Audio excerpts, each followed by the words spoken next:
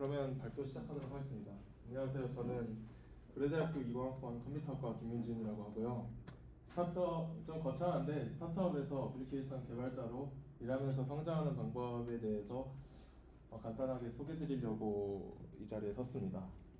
일단은 이거에 대해서 말씀드리기 전에 제 자기소개를 먼저 해볼게요. 잠깐만.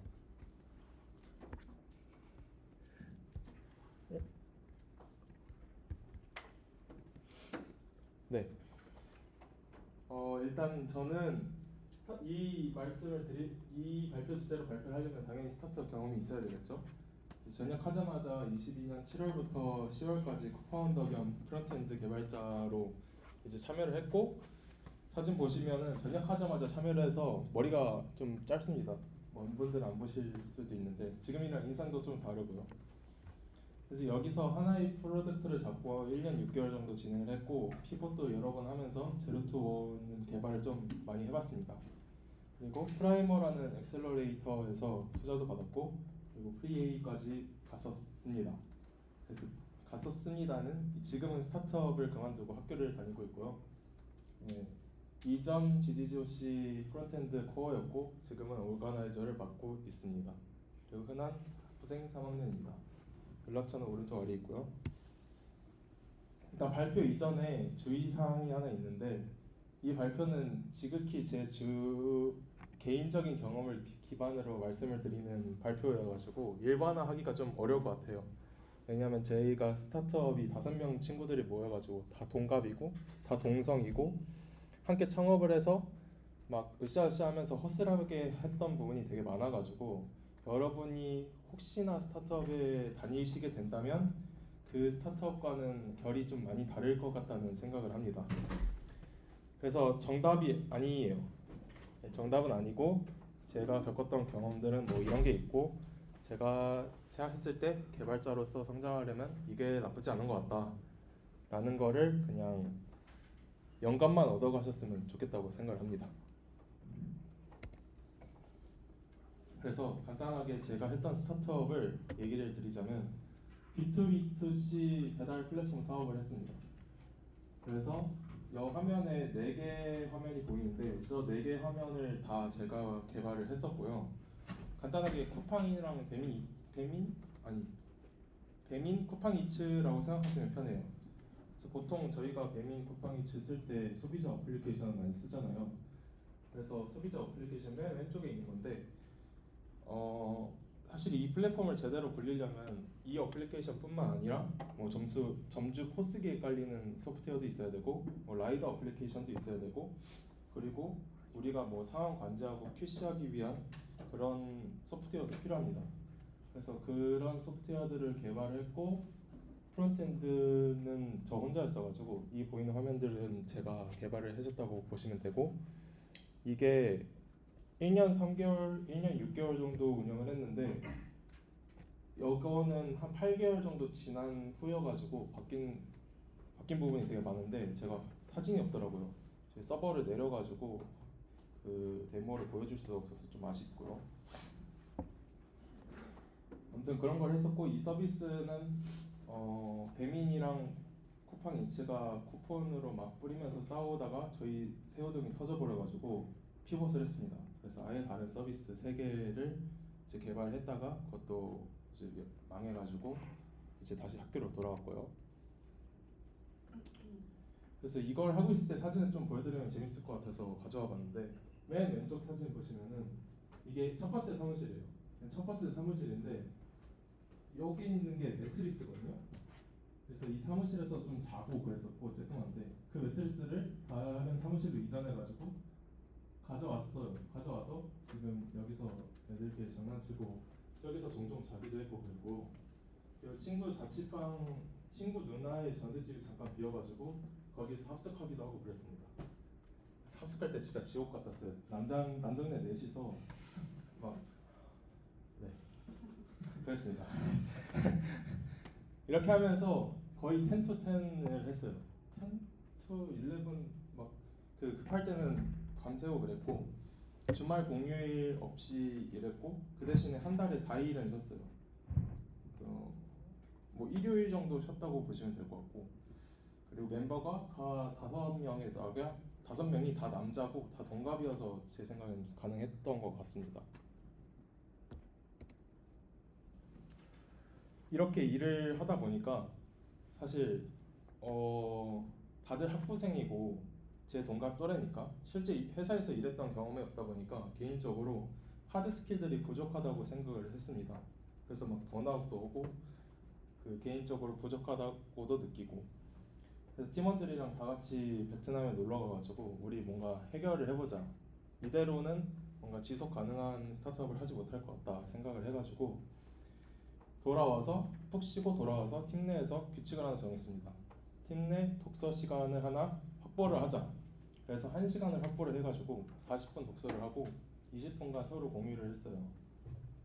실제로 이건 좀 유용했던 것 같아요. 제 생각에는 개발자로서는 하드 스킬을 올릴 수 있었고, 기획자나 다른 비개발 인원들은 스타트업계 구루님이 쓰신 그런 글도 읽고 책도 읽고 하면서 개인적인 역량을 좀 길릴 수 있었던 것 같습니다. 이런 식으로 팀 내 규칙을 성립하는 게 좀 유효했던 것 같아요. 그리고 두 번째로는 스타트업 내에서 기술적인 도전을 해보는 겁니다. 뭔가 어플리케이션 내에서 최적화를 해볼 수도 있고, 제한된 배포 환경에 배포를 해보는 걸 수도 있고, 사실 일반적으로 학부생에서 진행하는 프로젝트는 실제 소비자한테 전달되는 배포를 하기가 쉽지가 않은데, 그런 배포 경험을 가지는 것도 저는 나쁘지 않았다고 생각합니다. 참고로 저는 그 포스 기기에다가 배포를 해야 되는데 그 포스 기기가 램이 1기가고 하드가 50기가고 XP가 깔려 있었고 32비트여서 일반적인 64비트 프로그램이 안 돌아가요. 그래서 거기서 프로그램을 돌리기 위해서 뭔가 기술적으로 되게 고전했던 경험이 좀 기억에 남습니다. 이런 경험들을 해보면서 일반적으로 해보기 힘든 경험들을 해볼 수 있다는 점에서 기술적 도전은 나쁘지 않았다. 그리고 뭐 스타트업 내에서 계속 배포를 하게 될 테니까 그런 배포 CI/CD 파이프라인을 자동화하는 것도 저는 좋았다고 생각을 합니다. 네. 그리고 제가 DDG여서 말씀을 드리는 건 아닌데, 세 번째로 개발자 커뮤니티 참여가 있습니다. 그리고 여러분이 지금 DDG 많이 계신 걸로 알고 있는데, 개발과 관련된 커뮤니티, 꼭 GDG가 아니어도 개발과 관련된 커뮤니티가 있거든요. 저 같은 경우는 플러터로 개발했는데 플러터 코리아가 있었고, 만약에 백엔드로 하시는데 고랭을 하신다면 뭐 고랭 코리아도 있고 되게 찾아보면 많을 거예요. 그런 커뮤니티에 참여하면서 꼭 컨트리뷰션 뭐 운영진이나 오르가나이저가 아니어도 네트워킹하고 참여하고 거기서 뭔가 저처럼 이렇게 발표하는 사람들의 얘기를 듣다 보면은 얻어갈 수 있는 게 분명히 있다고 생각을 합니다. 스타트업을 만약에 코파운더로 창업을 하시면은 사수가 없을 수도 있어요. 아마 높은 확률로 없을 건데 저도 그 사수가 없다는 게 굉장히 큰 단점이라고 생각했고, 제가 하는 개발이 옳은 건지 틀린 건지 누군가한테 물어보기가 쉽지 않았단 말이죠. 근데 그런 거를 물어볼 수 있는 사람을 찾을 수 있는 데가 바로 커뮤니티라고 저는 생각을 합니다. 꼭 개발자가 아니어도 기획자들도 뭐 넥스트라이즈 뭐 있냐, CES, 컴업 이런 거 참여하면서 스타트업 창업 관련 인사이트를 가진 분들과 네트워킹 하는 거는 전 좋다고 생각합니다. 제 팀원들도 이런 행사 참여하면서 뭔가 개인적으로 성장을 많이 했다고 느끼고요. 그리고 좀 진부한 얘기일 수도 있는데, 스타트업에서 일해보는 경험 자체가 개인적으로 성장이라고 생각을 합니다. 하드 스킬보다는 소프트 스킬에 좀 집중을 하고 싶은데, 요즘에 AI 때문에 하드 스킬은 기르는 게 그렇게 중요하다고 생각하진 않고 소프트 스킬을 기르는 게 중요하다고 생각을 합니다. 일반적으로 이제 내가 이걸 개발을 했을 때 이 개발 피처가 어느 정도의 비즈니스 임팩트가 있는지, 뭐 우선순위는 어떻게 되는지, 이걸 진행할 때 어느 정도의 시간이 측정되는지, 이런 거를 해보는 경험 자체가 저는 엄청난 성장의 기회라고 생각하고 스타트업 특성상 리소스가 엄청 제한이 되거든요. 사람도 적고 저희 팀은 개발자 2명이었는데 한 명이 프론트고 한 명이 백엔드였어요.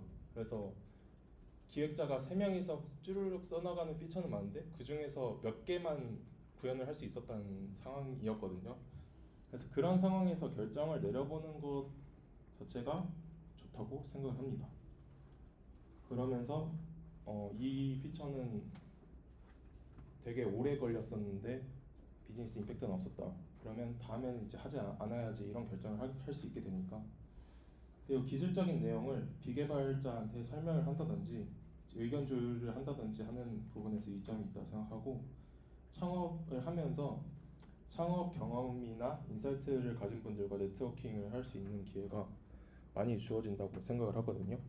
그래서 이런 거에 관심이 있으시면 창업을 해보셔도 나쁘지가 않을 수 있다.